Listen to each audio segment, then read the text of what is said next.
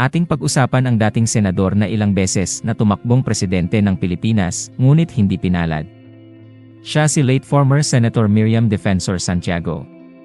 Kilala siya sa kanyang straight to the point na mga pananalita, laban sa mga taong nagsisinungaling at umiiwas sa mga pag-iimbestiga sa Senado na may tapang at paninindigan sa kanyang pananalita. Mr. No, President, just I to help request me. opportunity to speak. I have been here for 5 minutes. Out of courtesy to me as a Senator Judge, will you please keep distinguished- quiet until the Senate President has Senator acted? from Iloilo. So, I apologize for not seeing the lady senator I know that standing. the Senate see. President is hard of seeing. That's why I stood here.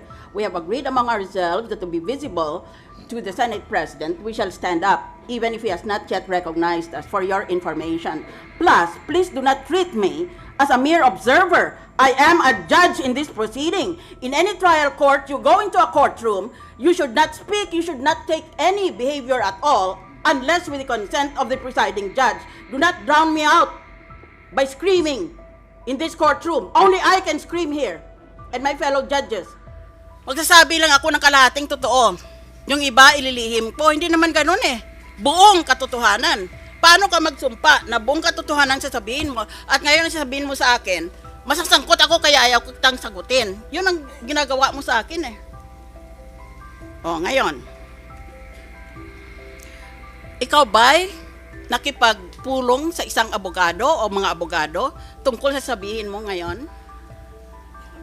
Binigyan ka kaninang 30 minutes eh, di ba? Opo. O maliban dyan, yung dating mong abogado, si Attorney Lorna Kapunan, Opo. nag-usap din kayo. Opo. Sino pa? Maliban dito sa mga abogadong ito, o yung isang abogadong maring si Attorney Villaseñor. Pero maliban dyan, sino pang kausap mo tungkol sa plunder case? Wala na po. Wala kang kinausap? Yung senador? Ay, wala po. Sigurado ka, ha? Wala po. Mamaya paliwanag ko nakamali ka. Ikaw ba'y nag-attend ng mga meetings at nandyan ang mga testigo at nagpirmahan kayo? Kung anong sasabihin ninyo? I invoke my right po. Okay. Ikaw ba'y nagbasa ng iba pang mga mababasa mo para maganda ng iyong sasabihin ngayon? Wala po. Wala? Hindi ka nagbasa o hindi ka marunong?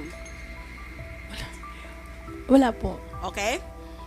Ikaw ba'y gumawa ng mga nota sa isang notebook tungkol dito sa mga sinasabing pagbibintang sa iyo tungkol sa plunder?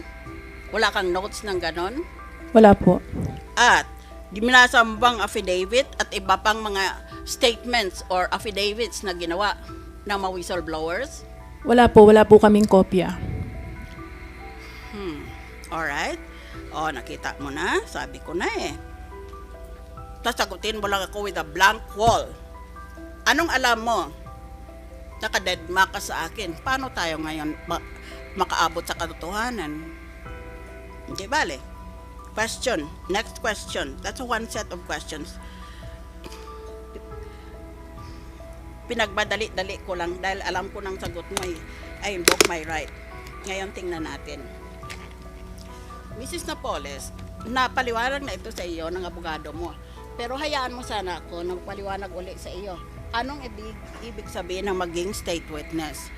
Kung ikaw ay nakusa na demanda ng isang krimen, natural magbista ka, hatulan ka, kung found guilty ka, mapipresyo ka, magbabayad ka ng isang multa, no? Ganon, hindi ba?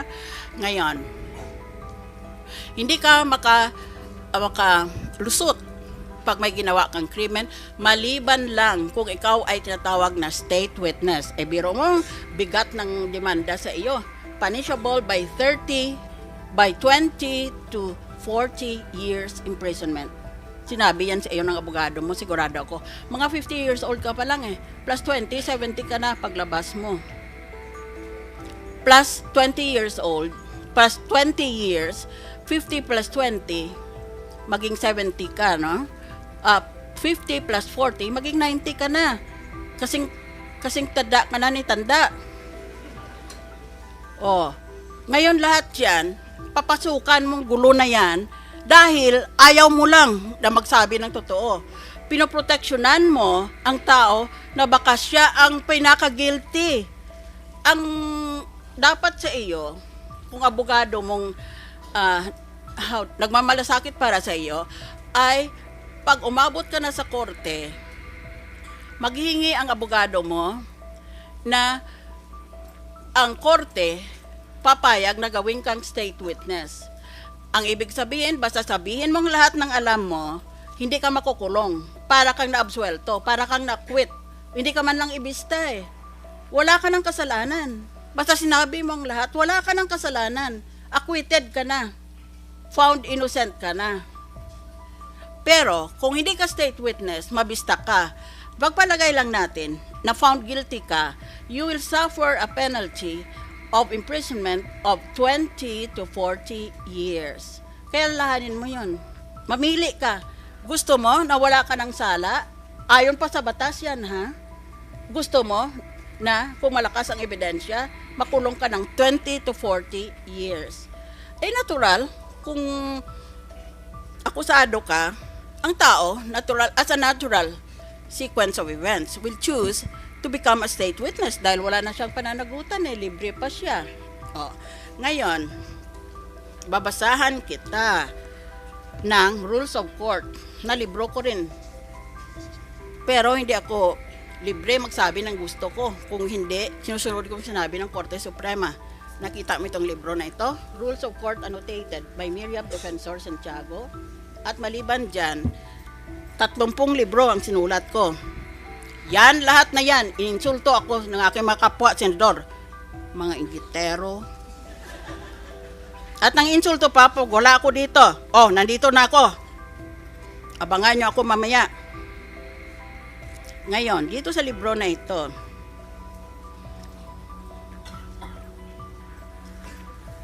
mahirap lang kasi pag nakapaligid ka ng inggit Ano nang ang hinahanap ko sa iyo? Well, anyway.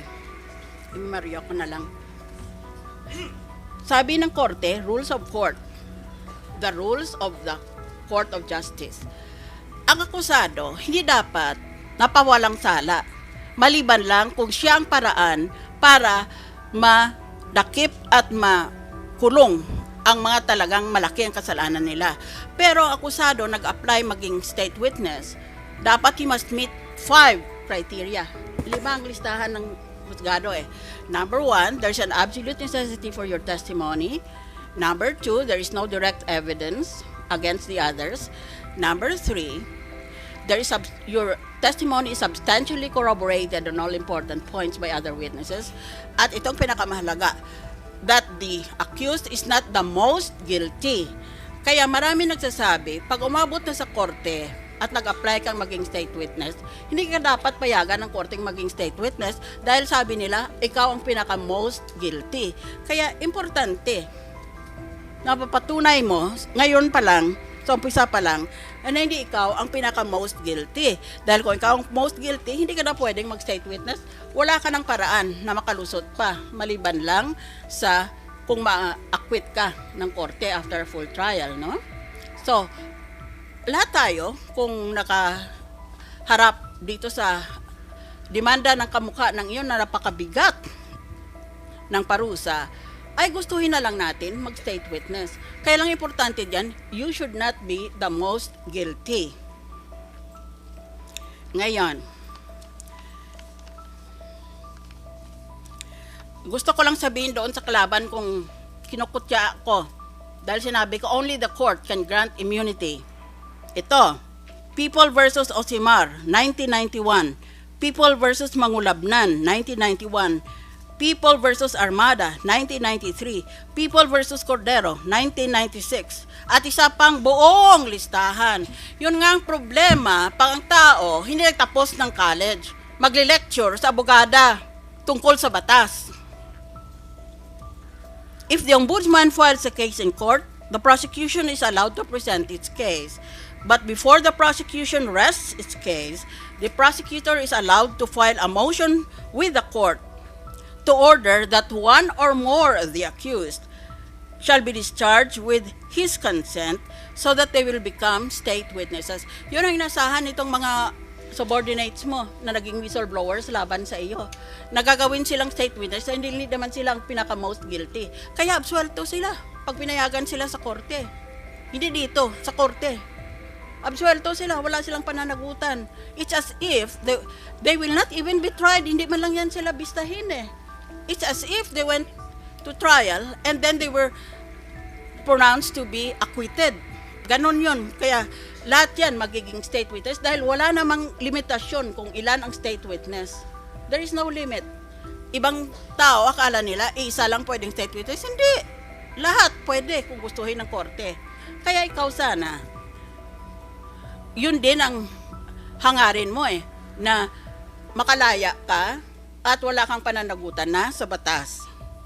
Pero, una, binasa ko, nirecite ko sa iyo yung 5 requirements, no? Kailangan na hindi ikaw ang most guilty. Dahil marami naniniwala, ikaw ang most guilty dahil lahat ng foundations na hindi naman pala totoo, sabi nila, ay mga fake NGOs na ikaw ang nagpundar o ikaw ang nag-umpisa o ikaw ang nagpalakad o kaya they don't really exist except your say so. Kaya,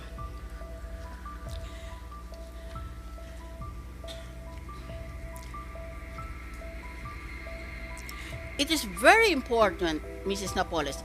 I will speak in Tagalog pero masama ang Tagalog ko. Pagbigyan mo na sana ako. Napakahalaga na hindi ikaw ang pinaka-most guilty. Dahil kung most guilty ka, bibistahin ka eh. Baka you will be sentenced to 20 or 40 years, no? Wala pa naman silang naimbentong cream na will take away 20 years from your face or 40 years from your face. So malaking disgrasya yon para sa isang babae. Hindi mo naman siguro inaamin na ikaw